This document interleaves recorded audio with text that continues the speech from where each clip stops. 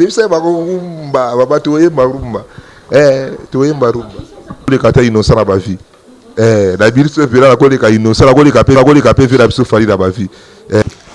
Voilà, comme je le dis, Décollage TV, qui est une continuité de vos émissions, Décollage, émission sur Africa TV. Là, nous avons la partie YouTube. Comme je l'ai dit récemment, lors de la dernière fois que j'avais reçu l'artiste Stomy Boy, pourquoi pas donner l'opportunité à tout le monde, ne restons pas figés par Basala Bakom. Et pourtant, nous avons de très bons artistes.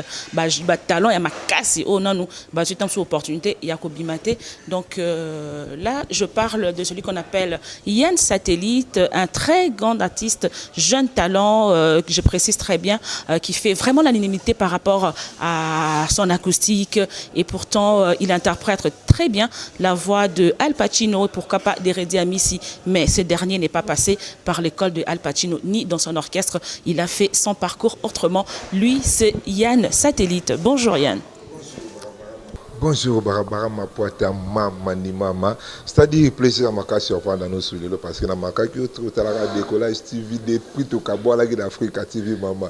Nazolu ko na ma ina misu. Nazole la mama ni mama mais nzambe le roi yo ka ko la bana na ya pesinga le chance opportunité siko to na Décollage na ninga YouTube siko donc plaisir ma cas.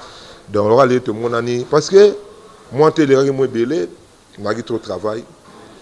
Nazo bongisa la bango so babiloko musu ya sika ya kano yango so la vadi mungongo lange kenda musika yango so de to vadi balo kenda nazo be la lelo faut ekende musika donc e ningisa batu ba oya. Alors Yann Satellite de ton vrai nom? Non, c'est Mbaya poste no kabemba prénom Yannick. Yann Satellite ça sobriqué au bakisi nakata mondandule quoi kandezara oh netimoi pour ngabe mutu na bakisa Satellite sur la télé. On a bandit carrière dans la musicale. D'abord, on a préféré na beta moi les solos, on a pédondé to voir na net à comprendre. On a banda musique mystique et les la bateau. Donc une orchestre moi na parce que biso on doit prendre la banda lungwa justement na venir mo munza wana kota pour makelele. Biso na munza. Donc une orchestre na biso moko wana Romania Star. Donc ngana za lokola ba membre ya quatre orchestre. Omoni donc membre oyaka hotel aka ndi ba répétition ba orchestre ba répéter kaka. Et quoi arrivé il y a une période où on a un orchestre parisien, un orchestre. Tu m'as na banda justement na Chibango siko na Nzobe. A utimi kila ya l'orchestre wana. Parce que la plupart des musiciens bazali na quatre orchestre to na Romania Star balongwe. Ba kei siko peut-être la jika instrument achibila donc ça yo barabara ba pointe orchestre kauka. Siko ba vieux tellement ngazaki nini ba jour orchestre wana Romana sa répétarate ngando kitalanga na moi pour makili na sama makili wana ndo imba banze mora bango na obwaka ba animation la bango sko saki lokola président orchestre so aleki wana amona tali ngaka betinga kaka et ko arriver na ye na côté la rep le temps na côté la répétition ba animateur basati et kaka fondateur orchestre na président na chanteur moko batikala ka lokwa 3 donc ba animateur na ba chanteur mususu balandi jika. Si on a simple quand on est à répétition. Bayembi fi on a telingabi petit yo yakana no boaka. Na so barabara mapoate na bandi ko kota mbamo na kitara na bandi boaka ilekela batutu. Mbamo fi on a bio à partir à l'usa Satellite. Yango la pe comme wala etikala. Oui. Donc au sangisi yango na Yannick. En tout cas, ça marche très bien, ça c'est sont tes débuts. Alors Yann Satellite début na aussi kotangu aussi si ndengolo bike non voilà bazio ba peso combo Yann Satellite na animation ko bandanyo surtout na tout comme le solo moké pour na ko ba parcours ya Yann Satellite parcours na yo ezandeng nini pokoma o komilelo olekani wapi okutena banani box tap ni okutena ngona vie donc voilà. Tant on a continué na quatre orchestre on a ba vi ba moninga na boaki ba sepeli to bandi pesco ba concert ko banda yebisko orchestre zala ki ya quartier moni tout justement yo vandaka na venir na orchestre za na venir alors ce que le bisiko yo c'est limité ka wana moni que non esprit et ça nini écolaté tant tu travailler ba ko pesa nga sous cop mo bo orchestre mo na ngiringir les Adonis na tiki orchestre na bandal na bimi commune na kengiringiri Tu vas travailler dans l'orchestre, tu travailler. Justement, et là, tu es à Ranine. Moni, preuve dans au long qui a au Baksamaïle. Parce qu'on a besoin d'un orchestre à quartier, bah, on l'a là, bah, que nos petits la biche à terrain. Sauf que l'orchestre, c'est mon terrain net. On a viété, ok, écoute, on a un bateau. Esprit à musique qui se trouve, bandit, siko. Esprit à Yakanta, il y a Boyo Yemba, un mot qui attaquer, on a voix. Parce que c'est trop sec. Donc, on a qui est pire.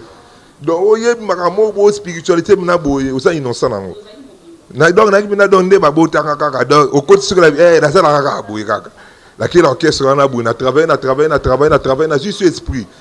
Le temps de travailler dans l'orchestre, on a trop. Et qu'on arrive, on a musique à maison, on a un concert municipal.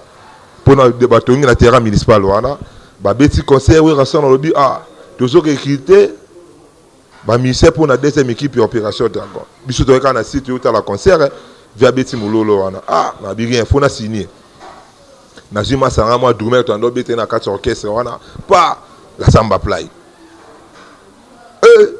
La samba play à te côté banini, pas te côté na défunt papa na bisapi manaki mazagi no kwa ranson papa Nico Bakongo. Yem tabande ko gérer deuxième équipe opération Dragon ya musique à maison mais. Tant on est na salle test, vu à quitter biso na deuxième équipe. Moni, tu es la deuxième équipe, junior.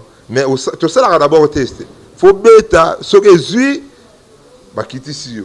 Après qu'on quitte ça, il faut bosser, bah bien des choses. Donc si on peut jouer au quitter la deuxième équipe, il faut crocheter Simba. Au téléphone, il faut bêter le côté, ça va bien Simba beaucoup. Ah, voilà, bah jouer. Alors, bah tiens, on a biso tu n'as pas fabriqué, bah déplique, bah nani, bah tout, bah frère nanga. Parlant de la grande maison, maison mère, et c'est qu'au sali parcours d'ailleurs, au lobby, Kangyo Yabakas, au long d'un quartier, aucun quartier qu'on a procuré na quartier maison mère. Alors, pour na yo souvenir yeni akitoko oyo zanango ya maison mère, puis après ce que c'est moi chamoko yakitoko na pour na vous remercier vieux na yangi matala kaka. Donc, il a pas de balika na pambati, on est à pépinière. Yango wala bon, souvenir à makasi pour nangeza. Na longo la Fuchs, il y a public. Na zo maï la musique. Si le nazali quand même on nazali parce que na les gars n'a parlé wana. Parce que on a bêta générique qui musique ba bébé singa ah o bêti na Fox a wenge. Parce que nini tu as nero mo lande ba otonga générique comme la mlande we raso na pièce tactique. Générique il faut boyer, au faut monter na lupangwe ya papa batika la bana. Tata mwasi ko tia motema te balekisi papa po batika la héritage. Tata mwasi ko tia motema te. Eza ya bana Barbara Mapuata.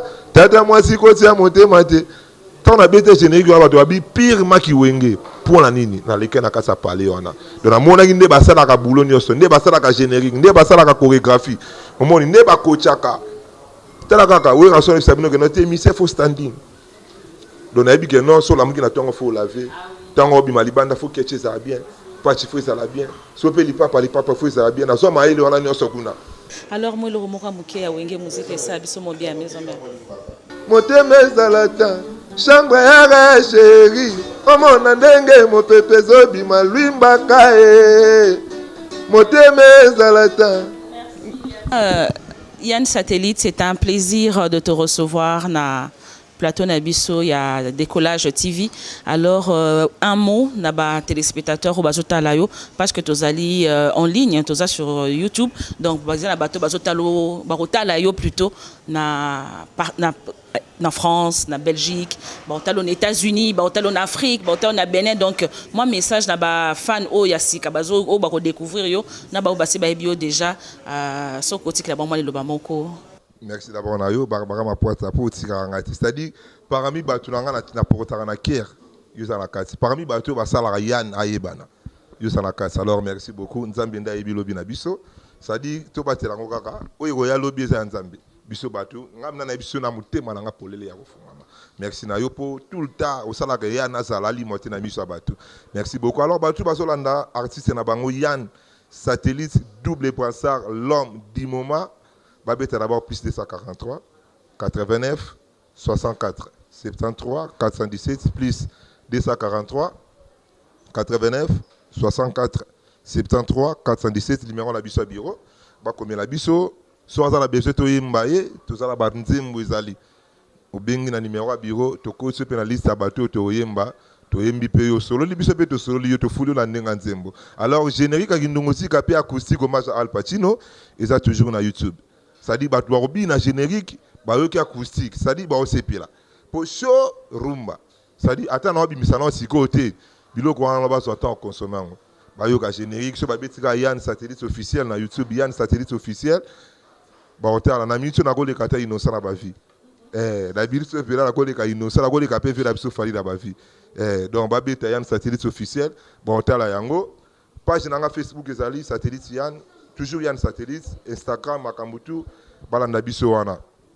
Mbote na ngai na maman ma chérie, maman Tolobamba direct de Belgique.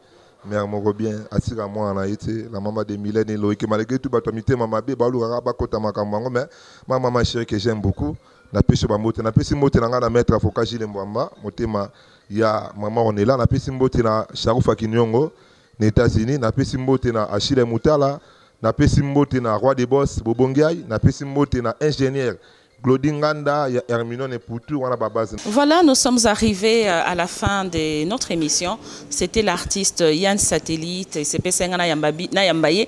Ponabino, bo mekanan ko comprendre moi monké parce que il fait partie des jeunes talents au Yaminito na Kinshasa bazo mata. Donc baza moi ebelé faut repérer bango opportunité il y a qu'à découvrir bango voilà. Nous sommes arrivés à la fin. Je tiens à remercier mon équipe technique. Je commence par Patrick Mwamba qui est à la caméra, sans oublier Yannick Mosengo, à celui qu'on appelle Héritier Yahweh, Héritier Kubiluka. Nous sommes ensemble. Mes remerciements encore au restaurant MG Fourou. Oui, il y a un bibi sur le long à place espace Kitoko Boué. Donc le restaurant MG Fourou Ezanakati il y a ex Shoprite na Bandal. Donc ceux qui au komika na Bandal no tunika ka tozoluka Shoprite bakola ki sa soko koti au monaka na entré na restaurant MG Fourou là je m'en vais remercier encore Maël Ngonde sans oublier madame Aïcha Songoro Bassapembe encore merci à vous, merci à mes fans, merci à Ceinture nanga ba camarade nanga so ba nuko tanga boze belé ba Karina Mouli ba Shakira Beton ba Yasmine Mianda donc ba Nadine Bango donc boze belé ba Nicole Machuda boza témoin belé Blanche Mobondo Micha Pandemoya Cécile Jacquemin Dali Noguera depuis Allemagne donc boza tellement et belé encore merci à celui qu'on appelle le garant du peuple congolais maître Mukendi. Je vous donne rendez-vous très bientôt pour une nouvelle émission de Décollage. Au revoir.